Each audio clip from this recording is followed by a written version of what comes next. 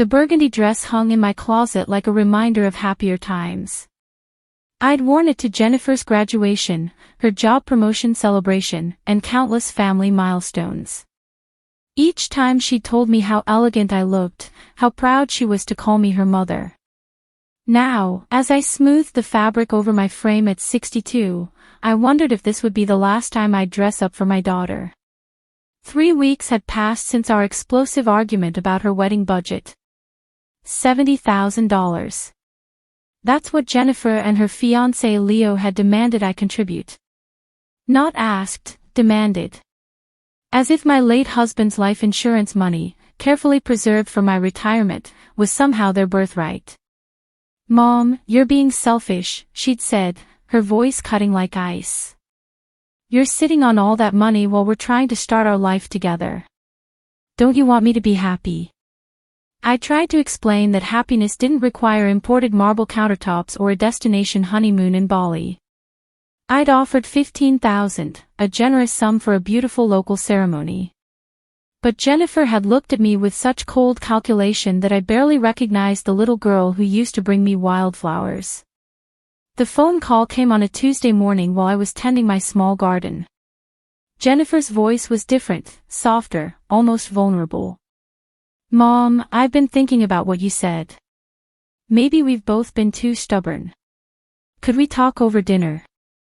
I want to work this out." My heart lifted despite myself. Perhaps the silence between us had given her time to reflect. She was 3 months pregnant, barely showing. Maybe becoming a mother had awakened something in her that understood sacrifice. "I'd like that, sweetheart," I said, already planning what I'd say to rebuild the bridge between us. "Actually, Leo and I thought we'd take you out somewhere nice. You know that Italian place on Meridian Street, Romano's?" Romano's, where my husband had taken me for our anniversary. Where the tables were intimate and the lighting soft enough to hide the tears I suspected we'd both shed as we found our way back to each other. Now, as I applied my lipstick with steady hands, I allowed myself a moment of hope. Maybe Jennifer's pregnancy had given her perspective. Maybe she'd realized that family meant more than extravagant celebrations. Romano's looked exactly as I remembered, warm brick facade, soft candlelight visible through gauze curtains. I checked my watch, 6:30 exactly. Jennifer had always appreciated punctuality. The hostess led me to a corner table where Jennifer was already seated. My daughter looked radiant in the way only pregnant women can, her skin glowing, dark hair falling in waves around her shoulders. She wore a designer dress I didn't recognize, something that probably cost more than my monthly grocery budget. "Mom."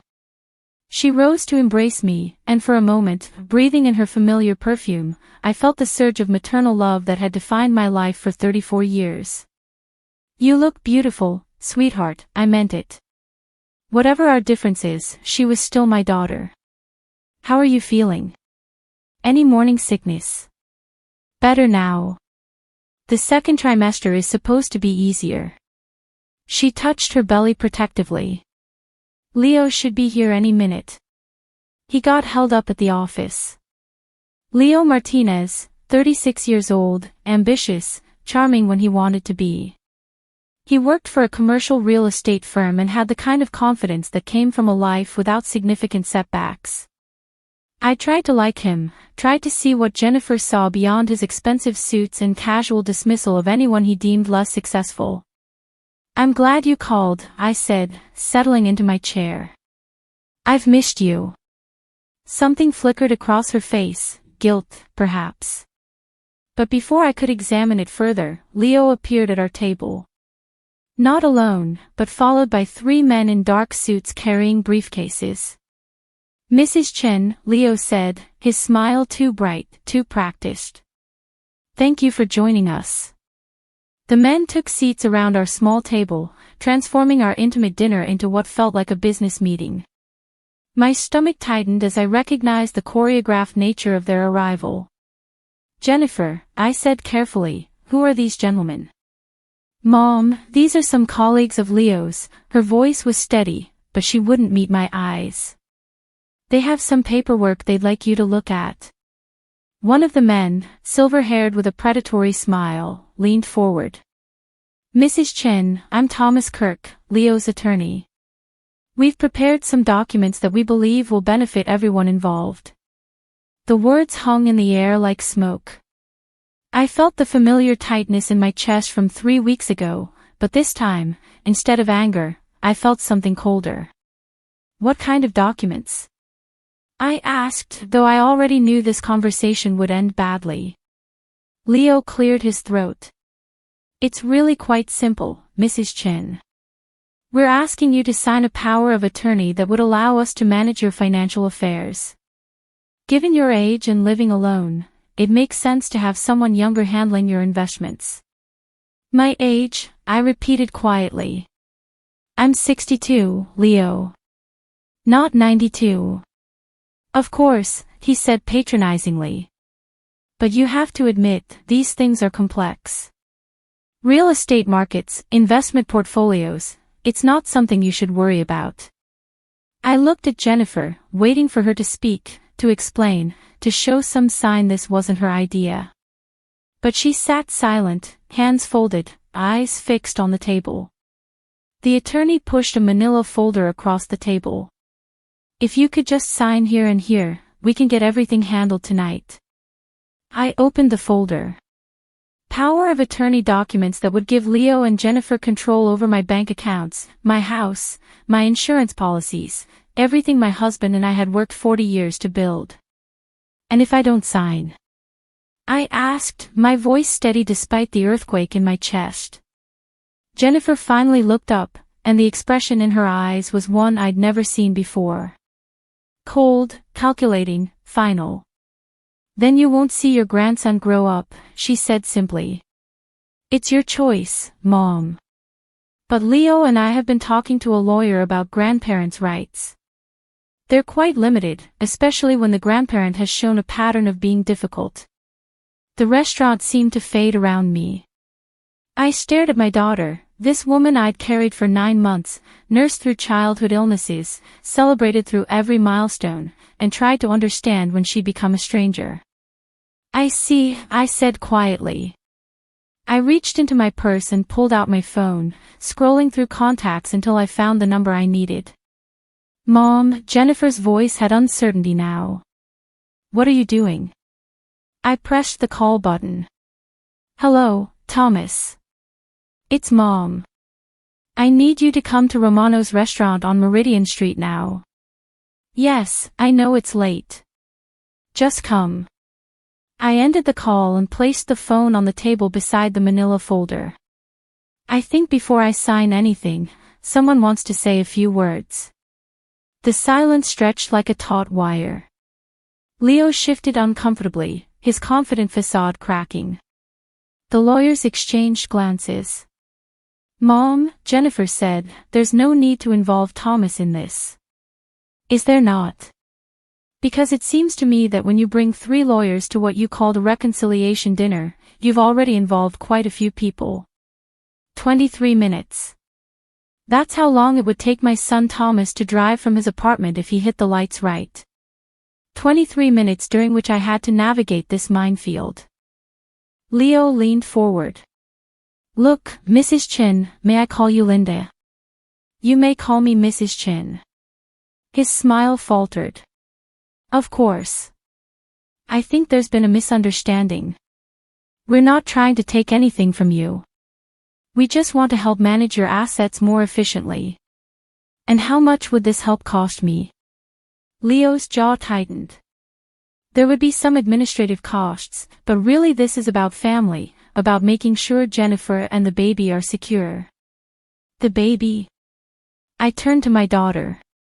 Tell me, Jennifer, when exactly did you start planning this evening? She lifted her chin defiantly. We've been discussing options for weeks. Ever since you made it clear you don't care about my happiness. Options, I tasted the word, found it bitter. Is that what we're calling extortion now? It's not extortion, Jennifer's voice rose. It's family. It's what families do for each other. What families do, I said quietly, is support each other without lawyers and ultimatums. Excuse me. The voice came from behind me, familiar and warm. Thomas stood beside our table, still wearing his hospital scrubs, dark hair mushed from rushing. At 37, my son had inherited his father's steady presence and sharp eyes that missed nothing. I'm Dr. Johnson, he said to the table, though his gaze lingered on Leo. I believe you called me, Mom. I did. I gestured to an empty chair.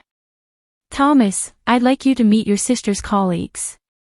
Thomas's eyes swept the table, taking in the lawyers, the manila folder, the tension. As an emergency room physician, he'd learned to assess situations quickly.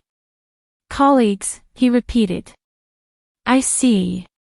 Leo stood, extending his hand. Leo Martinez, your sister's fiancé. These are some business associates. We were discussing financial planning with your mother. Thomas shook Leo's hand briefly, then sat without acknowledging the lawyers. Financial planning at Romano's on a Tuesday night with Jennifer 3 months pregnant. He looked at his sister. How are you feeling, by the way? I'm fine, Jennifer said, but her voice was smaller now. Thomas picked up the manila folder, flipped through it with casual expertise. Power of attorney. Interesting. Mom, did you ask for help managing your finances? I did not. He closed the folder, set it aside. Leo, Jennifer, gentlemen, would you mind giving me a moment alone with my mother? Now wait just a minute, Leo started, but Thomas's voice cut through his objection like a scalpel. I'm not asking. Something in my son's tone made the lawyers shift uncomfortably. Leo looked to Jennifer for support, but she was staring at her hands. We'll be right over there, Thomas Kirk said, gesturing toward the bar. Mrs. Chen, please don't make any hasty decisions. After they'd moved away, Thomas leaned forward. Mom, talk to me. What's really going on here? For the first time that evening, I felt tears threaten. Not tears of sadness, but of relief, knowing that at least one of my children still saw me as a person rather than a resource. They want me to sign over power of attorney, I said. Jennifer says if I don't, I won't see my grandchild. Thomas was quiet, his fingers drumming against the table, something he did when thinking hard. How much did they ask for originally for the wedding? 70,000. He whistled low. And you offered 15, which is generous. He glanced toward the bar where Leo was gesticulating to the lawyers. Mom, I need to ask you something. Are you having any problems? Memory issues, confusion, anything that might make them think you need help managing your affairs? I almost laughed, except nothing about this situation was funny. Thomas, last month I balanced my checkbook to the penny, renegotiated my car insurance to save $200 a year, and caught an error in my property tax assessment. Does that sound like someone who needs financial management? No, it doesn't. His jaw tightened in a way that reminded me of his father when truly angry. It sounds like someone who taught her son how to manage money so well he graduated medical school with minimal debt. He looked toward Jennifer. What happened to her, Mom? When did she become this person? It was the question I'd been asking myself for months. When had my daughter's ambition curdled into entitlement? When had her love become conditional on what I could provide? I don't know, I admitted. Maybe I protected her too much. Or maybe Leo happened to her. Before Thomas could respond, Leo was striding back toward our table, the lawyers trailing behind. Jennifer followed more slowly, one hand pressed to her stomach. I'm sorry to interrupt, Leo said, not sounding sorry at all. But we do have a timeline. The wedding is in 3 months, and there are vendors who need deposits. Of course, I said, standing slowly. Timeline. How thoughtful. I picked up my purse, checking that my phone was easily accessible. Around us, the restaurant hummed with normal conversations, couples sharing wine, families celebrating, people living normal lives. I've made my decision, I said loud enough for everyone to hear. Jennifer's face went very still. I smiled, the same smile I'd perfected during 40 years of marriage to a man who occasionally tested my patience but never my loyalty. I'll sign, I said. The relief that washed over Leo's face was almost comical. Thomas Kirk actually smiled. Even Jennifer seemed to relax. But first, I continued, reaching for my phone, there's someone else who wants to say a few words. I scrolled through my contacts until I found the number I'd added 2 weeks ago, a precaution I'd taken after Jennifer's first ultimatum. Dorothy, it's Linda Chin. Yes, I know it's late. Could you come to Romano's restaurant on Meridian Street? Bring the documents we discussed. Leo's expression shifted from relief to confusion to alarm. Who is Dorothy? I set the phone down carefully. Dorothy Qualls. My attorney. The silence that followed was dangerous. Thomas Kirk's predatory smile vanished entirely. Your attorney, Leo repeated slowly. When did you hire an attorney? The same day you started asking my neighbors about my mental state, I replied, watching his face carefully. Did you really think Mrs. Anderson wouldn't mention that a nice young man had stopped by asking whether I'd been acting strangely lately? Jennifer's face went pale. Mom, we never. Never what, sweetheart? Never had Leo drive through my neighborhood taking pictures of my house. Never had him chat with my mailman about whether I'd been paying bills on time. Thomas leaned back in his chair, putting the pieces together. Jesus, Jennifer, how long have you been planning this? It's not what you think, she said, but her voice lacked conviction. Isn't it? I opened my purse and pulled out a small envelope. Because I think it's exactly what it looks like. A systematic attempt to establish grounds for claiming I'm incompetent. I spread the contents across the table, photographs Leo had taken of my house, printed emails between him and a private investigator, copies of inquiries about my medical records and banking habits. Dorothy has been very thorough, I explained as the lawyers examined the documents with growing discomfort. It's amazing what people will tell a private investigator who looks like someone's sweet grandmother. The youngest lawyer was actually sweating. Mrs. Chin, I think there may have been some misunderstanding about our client's intentions. Oh, I understand the intentions perfectly. The question is whether you gentlemen understood what you were being asked to participate in. Dorothy arrived 12 minutes later, striding through Romano's with the purposeful energy of a woman who'd spent 30 years practicing family law. At 70, she was small and silver-haired with sharp intelligence that made opposing counsel underestimate her at their peril. Linda, she said warmly, settling into a chair Thomas had procured. And this must be your daughter. The contrast was immediate. Where I had been isolated, surrounded by predators, Dorothy's presence shifted the balance entirely. Suddenly, Leo and his lawyers were outnumbered. Gentlemen, Dorothy said, surveying the group with clinical assessment. I believe you have some documents you'd like Mrs. Chen to sign. Thomas Kirk cleared his throat. This is really a family matter, Miss Qualls. Dorothy Qualls of Qualls, Peterson and Associates. And you're quite right, this is a family matter, which is why I'm here to ensure Mrs. Chen's family relationships aren't being exploited for financial gain. She opened her briefcase, removing a thick folder. Before we discuss any power of attorney arrangements, I think you should see what Mrs. Chen has already put in place. The papers she spread across the table were pristine, official, bearing the courthouse seal. As Leo leaned forward to read, I watched his face change from confusion to understanding to panic. Irrevocable trust, Dorothy explained conversationally. Established 2 weeks ago. Mrs. Chen's assets, her house, investment accounts, life insurance policies, have all been transferred to the Linda Chen Family Trust. That's, Leo started, then stopped. The trust, Jennifer said slowly, reading over Leo's shoulder. It says the beneficiaries are your children. Both born and unborn, I finished, with Thomas as trustee until they reached 25.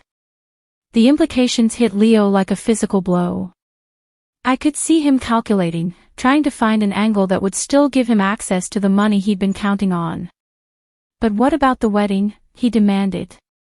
What about our expenses? The trust provides for educational expenses, medical care, and reasonable living costs for the beneficiaries, Dorothy said. I don't see how imported marble countertops qualify as any of those things. This is ridiculous, Leo said, his composure finally cracking. Jennifer, tell them we had an agreement. Did you? Thomas asked his sister quietly. Did you have an agreement, or did you have demands backed by threats? Jennifer looked around the table, at Leo's angry face, at the lawyers already calculating how to distance themselves from this mess, at Thomas's disappointed expression, at Dorothy's professional calm. Finally, her gaze settled on me. I'm pregnant, she said, as if that explained everything. We need security. Your child will be provided for, I said gently. Better than you can imagine. The trust will pay for the finest education, the best medical care, every opportunity a grandparent could want to give. But Leo won't have access to a penny of it.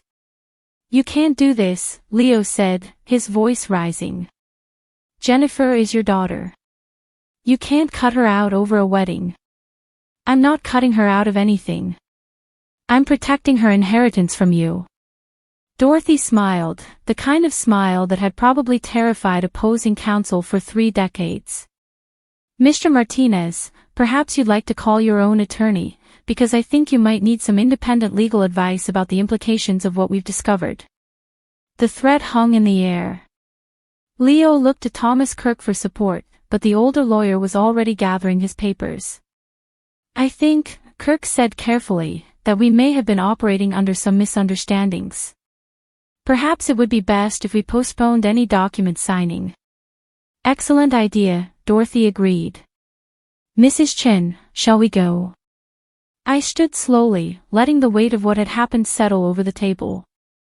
Jennifer was crying now, silent tears that might have been genuine grief or calculated manipulation. I no longer cared which. Jennifer, I said softly, and she looked up with something that might have been hope. When you're ready to have a real conversation about this baby, about your future, about what family actually means, call me. But call me alone. I turned to Leo. As for you, stay away from my family. Stay away from my house. And if I hear you've made one more inquiry about my competency, Dorothy and I will have a very different conversation about harassment and elder abuse. Thomas stood as well, pulling money from his wallet. Jennifer, you're welcome at my place if you need somewhere to think, but you come alone. As we walked toward the exit, I could hear Leo's voice rising behind us, arguing with the lawyers, with Jennifer, with anyone who would listen about fairness and rights. The sound followed us out into the cool evening air where it was absorbed by the vast indifference of the universe. How do you feel? Dorothy asked as we stood on the sidewalk. I considered the question carefully.